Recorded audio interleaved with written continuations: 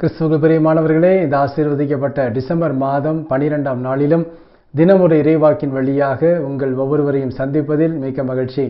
இன்றும் கூட நாம் தியானிக்க இருக்கிற வார்த்தை 1 பேதுரு 3ஆம் அதிகாரம் 9ஆம் வசனம். பழிச்சொல்லுக்கு பழிச்சொல் கூறாதீர்கள், மாறாக ஆசி கூறுங்கள். ஆமென். கிறிஸ்துவுக்குள் பிரியமானவர்களே, இன்று சிறு பிள்ளைக்கு கூட மிக எளிதாக கோபம் வருகிறது. ஏனென்றால் அவர்கள் ஒரு விஷயத்தை எதிர்பார்த்து நின்றால் அவர்கள் கண் முன்னே 1000 விஷயங்கள் நிற்கிறது. ஆகவே அவர்களுக்கு திருப்தி என்கிற நிலையை அடைவதற்கே மிகவும் கடினமாகிவிட்டது. அந்த காலத்திலே ஒரு கடைக்கு போய் ஒரு சின்ன ஒரு ஜாமானோ, ஒரு விளையாட்டு பொருளோ, ஒரு சாக்லேட்டோ வாங்கணும்னா அவ்வளவு போராடி வீட்டிலிருந்து அந்த 1 ரூபாயோ 50 பைசாவோ வாங்கிட்டு போனோம். அதே மாதிரி ஒரு விளையாட்டு சாமான் வாங்கணும்னா கடையே இருக்காது. ஏதாவது ஒரு ஊர் திருவிழாவுக்கு அந்த மாதிரி போகிறப்ப தான் அங்கே உள்ள கடைகளில் நம்ம வாங்கி சண்டை போட்டு அப்பா அம்மாட்ட அந்த ஒரு சின்ன ஒரு விளையாட்டு பொருளை வாங்குவோம்.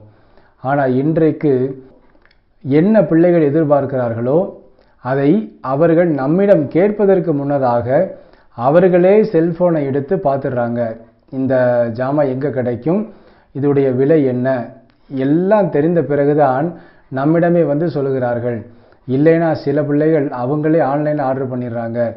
ஆம், கிறிஸ்துவுக்குள் பிரியமானவர்களே, இன்றும் கூட இது போன்ற மனநிலை, ஒரு திருப்தி படாத மனநிலையிலே நம்முடைய உலகம் போய்கொண்டிருக்கிறபடியினால் மிக எளிதாக எல்லோருக்கும் கோபமும் எரிச்சலும் வந்து விடுகிறது.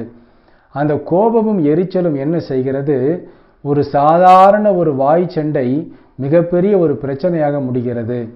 ஒவ்வொருவரும் ஒவ்வொரு சொல்லையும் பழிச்சொல்லாக பேச ஆரம்பிக்கும் பொழுது அடுத்தடுத்து அது பெரிய பிரச்சனையாக வளர அதுவே காரணமாகி விடுகிறது. ஆம், கிறிஸ்துவுக்குள் பிரியமானவர்களே, இன்றும் கூட புனித பேதுரு நமக்கு இந்த காரியத்தை தான் ஒரு ஆலோசனையாக கொடுக்கிறார். யாரும் பழிச்சொல்லுக்கு பழிச்சொல் கூறாதீர்கள், மாறாக ஆசி கூறுங்கள். அப்படியாக நமக்கு எதிராக ஒருவர் நின்று பழிச்சொல் கூறினாலும் நாம் அவர்களுக்கு ஆசி கூற வேண்டும் என்று புனித பேதுரு குறிப்பிடுகிறார்.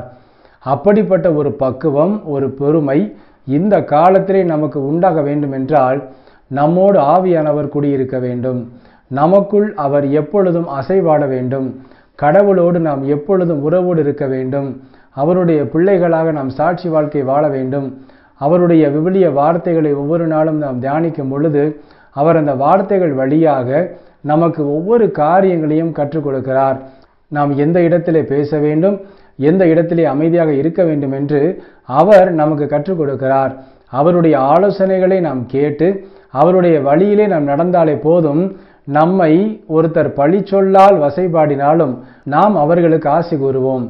ஆம், கிறிஸ்துவுக்குள் பிரியமானவர்களே, இப்பேற்பட்ட பக்குவத்தை பெறுவதற்காக தான் கடவுள் எப்பொழுதும் நம்மோடு கூட இருந்து நமக்கு ஒவ்வொரு காரியங்களையும் கற்றுக் கொடுக்க அவர் தயாராயிருக்கிறார். நாம் அவருடைய பாதத்திலே அமர்ந்து அந்த பக்குவத்தை பெறுவதற்கு நாம் ஜெபிக்க வேண்டும்.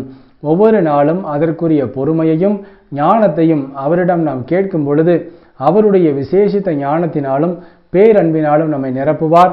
அப்படி நிரப்பும் பொழுது நாம் அனைவரையும் ஆசீர்வதிக்கக்கூடிய மக்களாக, அவருடைய ஆசீர் பெற்ற மக்களாக நாம் வாழ முடியும். ஆகவே இந்த அருமையான நாளிலும் இந்த வார்த்தையை நம்முடைய உள்ளத்திலே பதிப்போம். நம் குடும்பத்தில் கூட சிறிய சண்டைகள் தான் மிகப்பெரிய பிரச்சனைகளை உண்டாக்குவதற்கு ஒரு காரணமாக அமைந்து விடுகிறது. ஆகவே எந்த இடத்திலே சிறிய சண்டை தொடங்குகிறதோ அந்த நேரத்திலேயே அந்த சண்டையை விட்டு நீங்கள் விலகி இருங்கள். அந்த இடத்தை விட்டு நீங்கள் அமைதியாக விலகிவிட்டாலே போதும், வரக்கூடிய பெரிய பிரச்சனைகளிலிருந்து நாம் நம்மை காப்பாற்றிக் கொள்ளலாம்.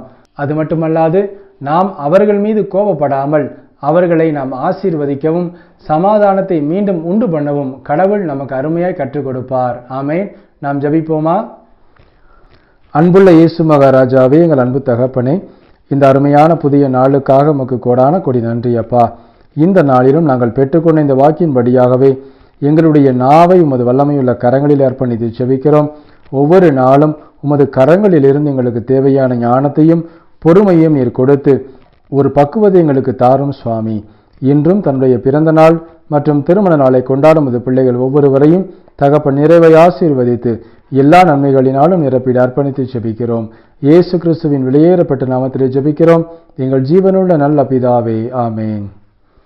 கிறிஸ்துவுக்குள் பிரியமானவர்களே, இந்த அருமையான நாளிலே நாம் கற்றுக்கொண்ட இந்த வார்த்தை நிச்சயமாக நம்முடைய குடும்பத்திலே, நம்முடைய உள்ளத்திலே ஒரு பெரிய மாற்றத்தை கொடுக்கும் என்று நான் நம்புகிறேன். எந்த அளவிற்கு நாம் பொறுமையோடு இருக்கிறோமோ, எல்லோரையும் மன்னித்து ஆசி கூறுகிறோமோ, அந்த அளவிற்கு கடவுள் நம்மையும் ஆசீர்வதிப்பார். ஆமேன். God bless you.